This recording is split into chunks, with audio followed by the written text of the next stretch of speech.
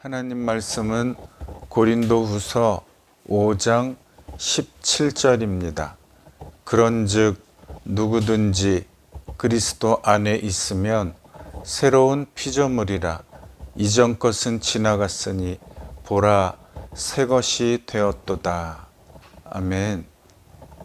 하나님은 우리에게 그리스도 안에 있는 은혜를 주셨습니다. 새 것이 되게 하는 놀라운 일을 우리에게 행해 주셨습니다. 누구든지의 은혜가 있죠. 대학 입학 시험도 수능을 치러야 대학에 들어갈 자격을 부여하게 되죠. 은행 대출하는 것조차도 크레딧, 신용이 있어야 자금을 대출해 주게 됩니다. 그러나 그리스도 안에 있기만 하면, 예수 그리스도를 믿기만 하면 누구든지의 은혜를, 구원의 은혜를 내려주신다 말씀하십니다.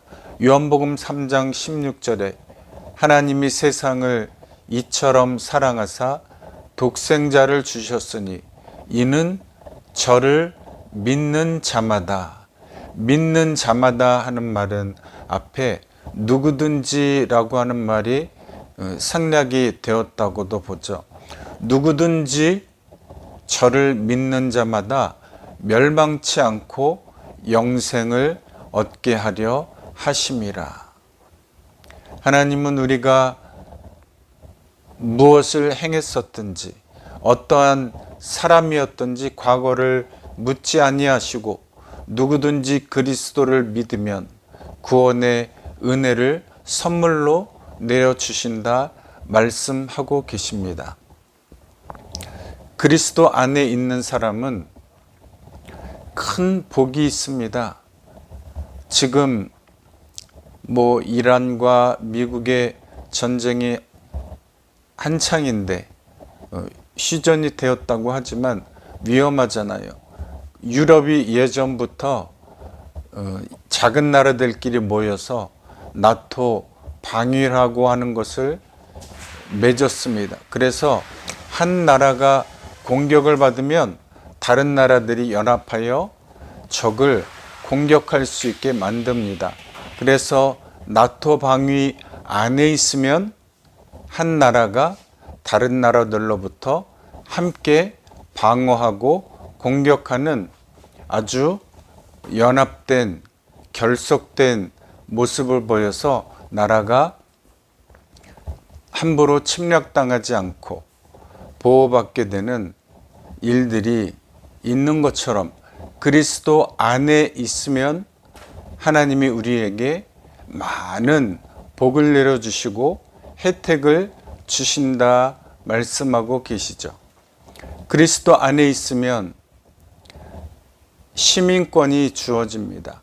하늘의 시민권이 우리에게 주어져서 에베소서 1장 7절에 있는 것처럼 우리는 그리스도 안에서 그의 은혜의 풍성함을 따라 그의 피로 말미암아 속량 곧 죄 사함을 받았느니라 말씀하고 계시죠. 속량을 받았다. 죄 사함을 받았다.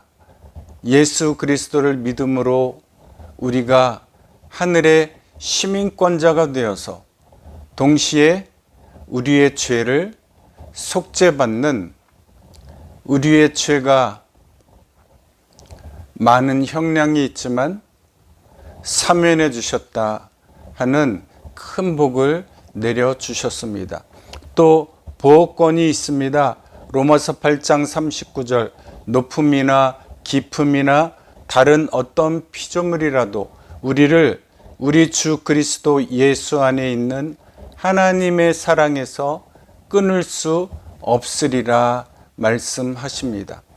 어떠한 것도 우리가 그리스도 안에 있으면 하나님과 우리 사이에 있는 그 사랑에서 끊을 수 없다.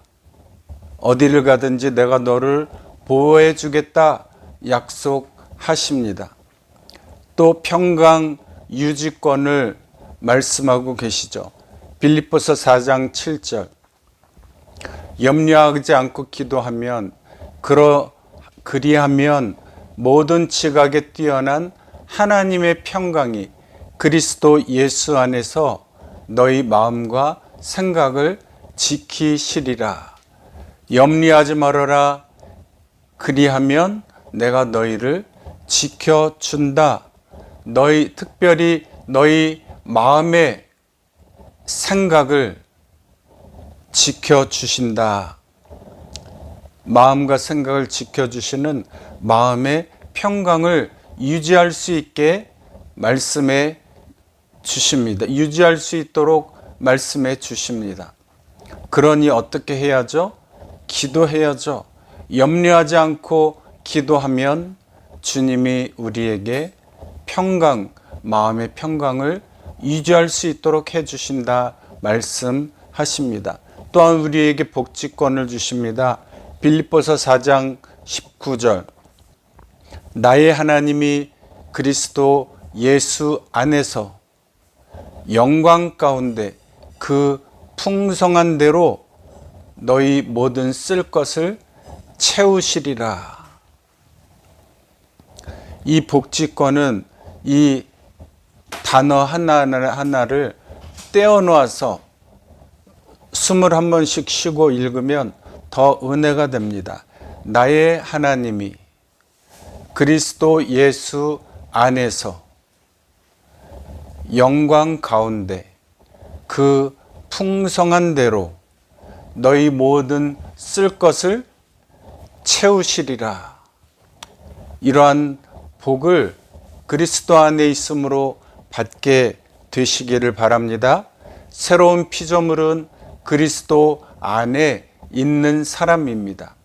그리스도 안에 있는 사람은 그리스도와 함께 죽고 그리스도와 함께 사는 사람, 우리의 정과 욕심을 십자가에 못 박은 사람들입니다. 한마디로 그리스도 안에 있는 사람은 구원받은 사람이다 하는 말이죠. 새로운 피조물은 첫째, 새 사람입니다. 옛사람을 벗어버린 사람이다 말씀하고 계십니다. 옛사람이 무엇입니까? 에베소서 4장 22절에 유혹의 욕심을 따라 썩어져가는 구습을 쫓지, 옛사람은 썩어져가는 구습을 따르는 사람이었다. 이 옛사람을 벗어버리라 말씀하고 있습니다. 유혹의 욕심은 참 우리가 따라가지 말아야 되는데 자꾸 유혹을 받으면 그것을 따라가게 되죠. 그러므로 우리는 과감하게 이것을 떨쳐버리고 주님만 바라보며 주님을 향하여 부지런히 노를 저어가는 우리가 되어야 하겠습니다. 새 사람은 과거 아닌 미래와 희망을 보는 사람입니다. 그리스도의 사람입니다. 새 사람은 심령이 새롭게 되어 하나님을 따라 의와 진리의 거룩함으로 지으심을 받은 사람입니다. 새 사람을 입으라 말씀하고 계시죠. 새 사람은 마치 의복과 같아서, 옷과 같아서 그리스도의 옷을 우리에게 입혀주신다. 내 몸으로는, 내 생각으로는 구원을 받을 수 없고 내 의로는 죄를 떨쳐버릴 수가 없지만 그리스도로 옷 입으면, 새 사람이라고 하는 주님의 옷을 입으면 주님이 그리스도의 옷을 보시고 나를 의롭다 여겨 주신다 말씀하고 계십니다. 새 신부의 옷, 구원의 옷, 어린 양 예수 그리스도의 피로 빠른 깨끗한 새 사람의 옷을 입으시기를 바랍니다. 새로운 피조물은 두 번째, 속 사람입니다. 겉사람은 고린도 후서 4장 16절에 낡아짐다 말씀하십니다. 그리고 잠깐 보이는 것에 자꾸 주목할 수밖에 없는 사람이죠. 명품을 좋아하고 좋은 차를 좋아하고 새 옷을, 아주 명품 옷을 좋아하는 세상, 이게 겉사람의 모습입니다. 그러나 속사람은 어떻습니까? 보이지 않는 영원한 것을 주목하는 사람, 낙심하지 않는 사람입니다. 그리스도 안에 있는 사람은 심령이 날로 새로워집니다. 겉사람은 나이가 들어가고 늙어가지만 우리의 속사람은 주님의 은혜로 말미암아 날마다 우리의 심령이 새롭게 되어지는 사람이다 말씀하고 계시죠. 속사람은 중심을 봅니다. 사무엘상 16장 7절에 보면 사람은 외모, 용모와 키를 봅니다. 외모를 보면 속기가 쉽죠. 눈에 현혹당하기 쉽고 물건에 현혹당하기 쉽고, 그래서 헷갈리기가 너무나 쉬운 세상 속에서 우리가 살고 있습니다. 나 여호와는 중심을 보느니라 말씀하시죠. 다음 구절에 이전 것은 지나갔으니 보라 새 것이 되었도다 말씀하고 계십니다. 새 것이 되면 첫째, 화목하는 직분을 우리에게 맡겨 주십니다. 18절에 모든 것이 하나님께로서 났으며 그가 그리스도로 말미암아 우리를 자기와 화목하게 하시고 또 우리에게 화목하게 하는 직분을 주셨다 말씀하고 계십니다. 하나님께서 예수 그리스도를 중보자로 세우시고 예수 그리스도를 하나님과 그리고 우리를 화목하게 하셨다. 화목하게 하실 뿐더러 우리에게 화목해 하는 직분을 주셔서 많은 이 땅의 사람들을 그리스도께로 인도하는, 화목해 하는 직분을 주셨습니다. 많은 사람들을 주님께로 인도하는, 화목하게 하는 직분을 주신 하나님께 감사하며 주님께로 전도해 내시는 복된 성도들이 되시기를 바랍니다. 새 것이 되면 두 번째, 화목해 하는 말씀을 우리에게 부탁하십니다. 19절, 곧 하나님께서 그리스도 안에 계시사 세상을 자기와 화목하게 하시며 그들의 죄를 그들에게 돌리지 아니하시고 화목해 하는 말씀을 우리에게 부탁하셨느니라. 중재하는 사람이 중요하죠. 이쪽과 저쪽에 이간질해서 싸움 붙이는 것은 쉽지만 이쪽 사람과 저쪽 사람이 원수가 되었는데 어떻게 해야 양쪽 사람의 마음을 만족해 해서 두 사람을 화해할 수 있을까? 보통 생각으로는 될 수가 없죠. 오랫동안 고심하며 어떻게 이 사람도 좋게 하고 저 사람도 좋게 할 수 있을까? 많이 고민해야 됩니다. 지혜가 필요합니다. 화목해 하는 말씀이 필요합니다. 우리 하나님께서는 우리에게 화목해 하는 말씀을 주셔서 사람들 사이에 들어가서 빛이 되어라, 소금이 되어라 말씀하고 계시죠. 지혜를 구하면 화목해 하는 말씀을 주실 줄로 믿습니다. 새 것 된 것은 세 번째, 화목해 하시기 위하여 우리의 죄를 대신 지셨습니다. 19절을 다시 읽어볼까요? 그들의 죄를 그들에게 돌리지 아니하셨다 말씀하고 계시죠.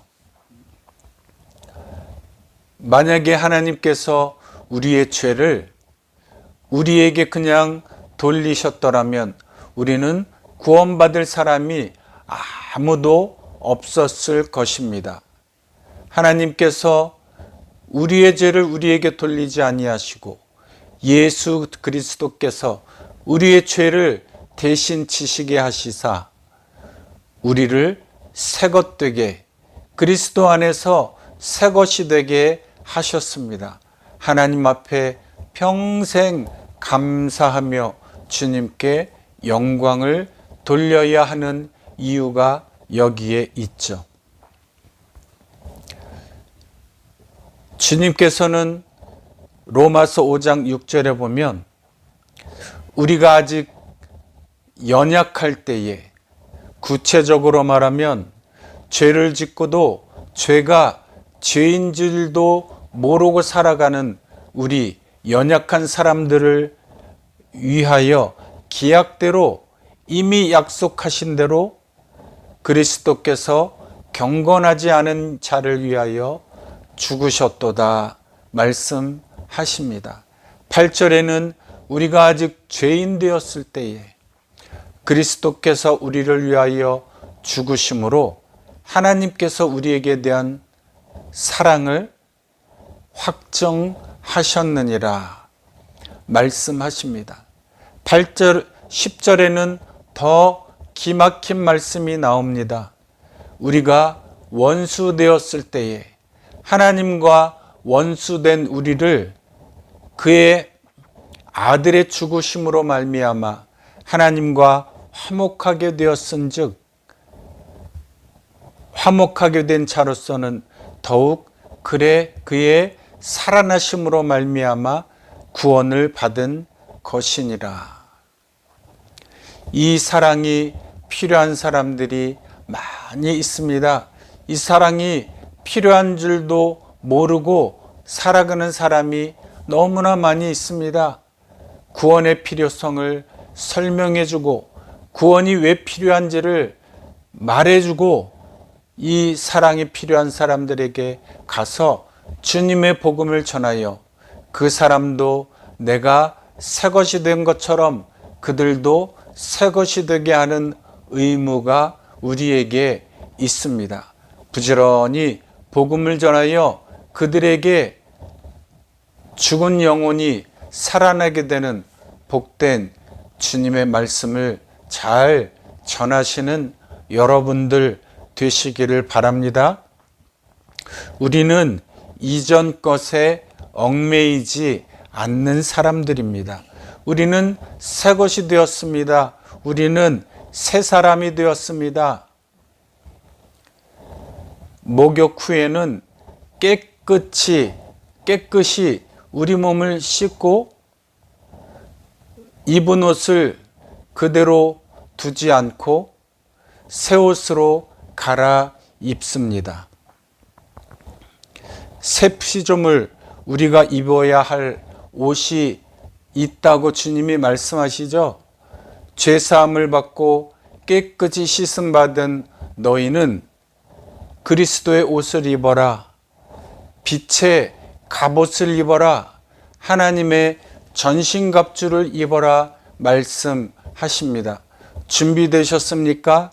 아니면 이미 입고 계십니까? 우리는 그리스도의 신부가 되어서 주님과 함께 결혼한 몸입니다.